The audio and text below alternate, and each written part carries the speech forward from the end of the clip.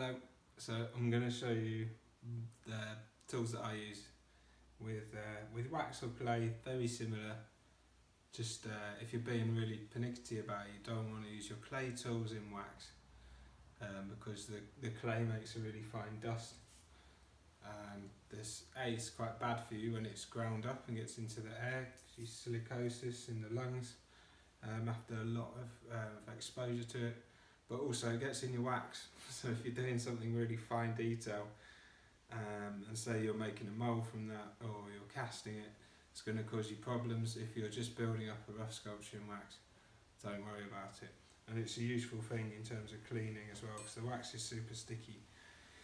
So the wax that we give you is a synthetic wax. It's not beeswax, but it's the same molecular structure. It will stick to itself, just like clay, but it sometimes needs a bit of persuasion. In industry, if you're joining a piece of wax to another, you'll hot knife it. So you'll have your hob over here or your burner or whatever. Place your tool on the burner, get it nice and hot, and you need to hold it between the two parts. If your knife's hot enough, you'll hear that sizzling. As the wax starts to melt, you remove the tool, join the two pieces of wax. Don't press them together like you would if you're joining two bits of wood and PVA, using PVA or wood glue or something. The molten wax inside the joint is your glue, okay? That makes the joint stronger the less you move it. But you can see with bits of wax like this, it's the black wax that you're using is a pretty sticky wax. It's got lots of oil added to it, as well as the black pigment. So you've got, like, wax comes in loads of different colours. The pigment they add to it, generally people will be able to tell what type of wax it is from that. The hardest wax you can find is a dental wax. That's really great for carving. This is a soft modelling wax.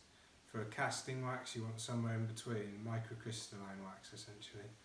Beeswax, if you can get hold of it, is a wonderful stuff to use, but it's very expensive and rare. Whereas this stuff is cheap and cheerful, but of a really good quality.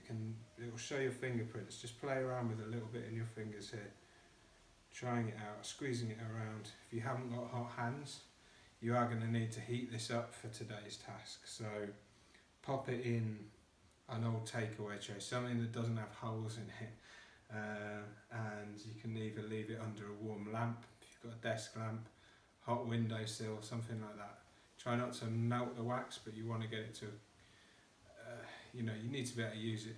I had a really cool studio once. I just used to sit on a big pile of wax so I could incubate it like an egg, and that worked well, but it's not ideal. A lamp or something, but make sure whatever you're putting it into, if you've got an old Tupperware or something, line it with foil or grease paper or something, so you're not scraping wax off the Tupperware for ages. If worse comes to worse, put your wax into a dirty bowl and put hot water into it, not boiling but hot water, and it will warm the wax through within a few minutes. Again, if your wax gets too hot and it's not really nice to use anymore, like me, your hands are too hot for it, then put it in the fridge for a little bit and you'll cool it right back down. It'll go nice and hard.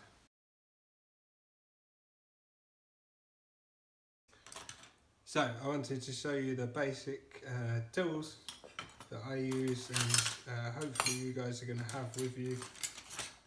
If not, things that you can improvise and use to make you work. So the basic modelling tool is this, based on your finger kind of shape, but it's also got this sharp point like a nail. It's really nice for pushing into certain areas. Okay, so you can use it to push things around, prod, but also to make a sharp line. So if you see the sort of edge that you want in your sculpture, you can push down, and then from the other angle you can go across and take that piece away. So you don't just have to push things around the surface, you can cut in. So you're using a combination of modelling techniques and carving techniques.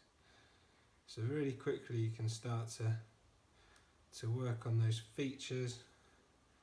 Like I say, these are really good for fine work and detail. You shouldn't need to use these on the larger shapes, but it depends, you know, like play around with these things, see what works for you. Okay, so you got your basic wooden modelling tools, like I said earlier. The wood has got a supple quality in between metal and plastics, really lovely to work with. You'll see these things all over the kidneys, based on the kidney shape, but they've got a flexibility to them, which is really nice, particularly for clay. Not so good with this wax, but you can use it to burnish a surface, so essentially it's kind of polishing up. But these are nice because also you can, obviously if you work on a large piece, you can use that side, or you can twist them to the curve that you want, and to work into those areas.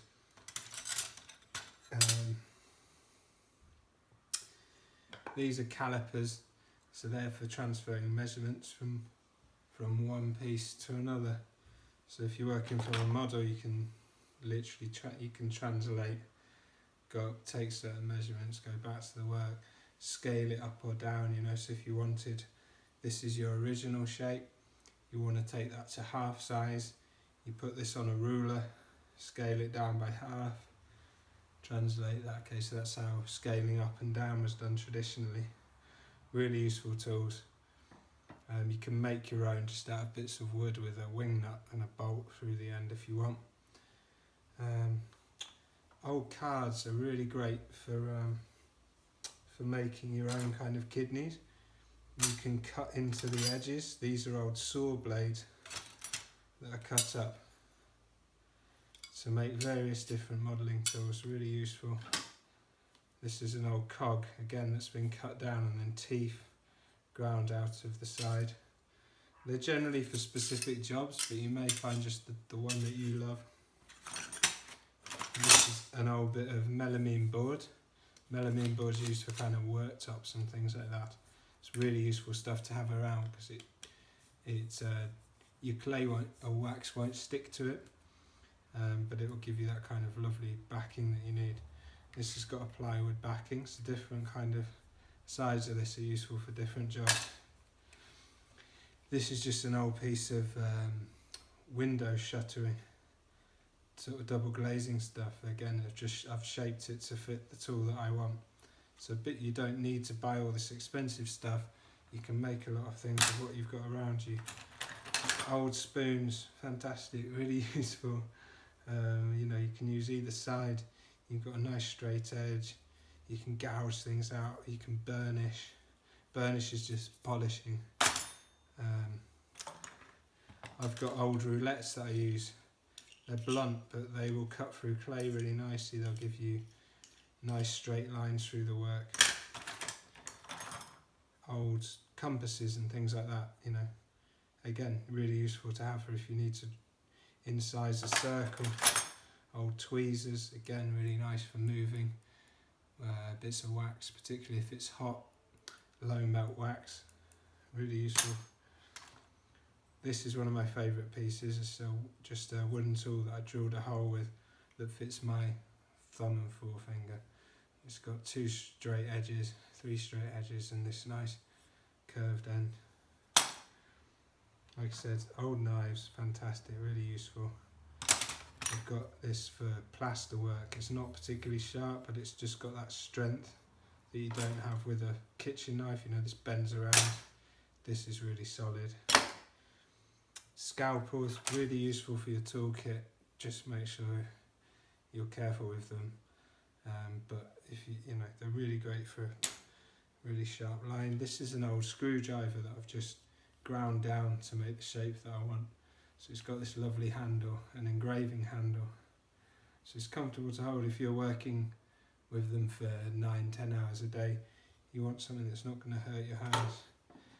A little knife like from when I was a kid, but I've never found anything that kind of is perfect representation of your finger width, but with the strength of metal rather than just your hand.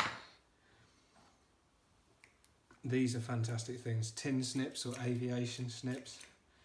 You'll find them in most hardware shops, but they'll allow you to cut through sheet metal.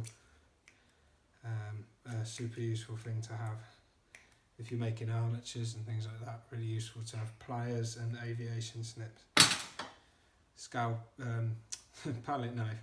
So again, multi-purpose. You can cut through clay, you can smooth off large areas, and most people have one of these at home. So you will find, I'm sure you'll find one somewhere, or you can pick it up at the local hardware shop. Just random like stuff that you find as well might be perfect for you. Like this piece, it came off an old mechanism, a scales, but it's really nice in the hand when I'm making big sculpture. I can use it to comb down whole areas. Tirantis are fantastic, Tiranti, if you want your basic sculpture kit, but they do really professional, lovely materials. So again, you can see this has got a grooved tongue in it, as opposed to a more like classical, like a serrated knife, this kind of shape, okay? So these will all give you different marks. It's like using, you know, different forms of mark making that you'll learn in your drawing. You can do this with your sculpture too. If the tool isn't what you want it, you can adapt it, you can saw into these, you can chisel things out, you can sand these down. With just stuff you can find at home, you can make a tool to fit what you wanted. I made this piece because I wanted like stamping a load of work to build up a texture, but I wanted something like a pencil that you could hold comfortably. Again, old saw blades, really useful. Be careful with them, but these are really blunt now, but they're still fine to cut through, to work on the surface of clay or wax. Absolutely lovely. So there's a whole range of things you can use. There's one more thing I wanted to show you, which is it's from America. It's a wax pen, so it has battery operated, so you don't need to plug it in. You hold down the button and this element at the end will heat up and you sort of burn through the wax. So if you're using a hard wax like the dental wax that I told you about, this is really, really useful for that. And you're carving essentially. So think about using a range of tools. Try carving back and try building things up, and then modelling them into the work. So thinking about adding, subtracting, and using a range of things. You know, you're not going to just draw in the same way every time. Same way with sculpture, you need to try out all these different tools and see what works for you.